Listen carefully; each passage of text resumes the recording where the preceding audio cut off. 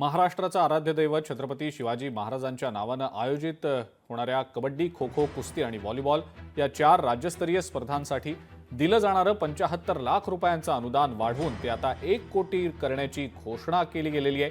उपमुख्यमंत्री अजित पवार यांच्या या घोषणेमुळे देशी खेळांच्या प्रचार प्रसार आणि खेळाडूंच्या विकासाला अधिक बळ मिळणार आहे।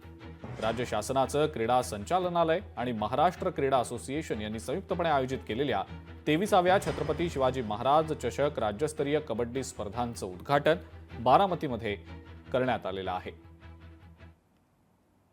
राज्य सरकारकडनं मला आठवतंय सुरुवातीला आम्ही 25-25 लाख रुपये या स्पर्धेच्या करता राज्याच्या वतीने द्यायचो, परंतु हळूहळू तो आकडा 75 पर्यंत गेला। मी आज राज्याचा अर्थमंत्री या नात्याने पुढच्या वेळेसपासून या ज्या 4 स्पर्धा महाराष्ट्रामध्ये होतील त्याला राज्य सरकारतर्फे 1 करोड रुपये त्या ठिकाणी मी जाहीर करतो। कारण शेवटी खेळ चांगला झाला पाहिजे, त्याच्यामध्ये कुठं काटकसर होता कामा नये, त्याच्यामध्ये जादा खर्च देखील होता कामा नये, खेळाडूंना देखील त्याच्यामध्ये सगळ्या सुविधा मिळाल्या पाहिजे। लोकशाही मराठी ऐका, पहा, जागरूक रहा।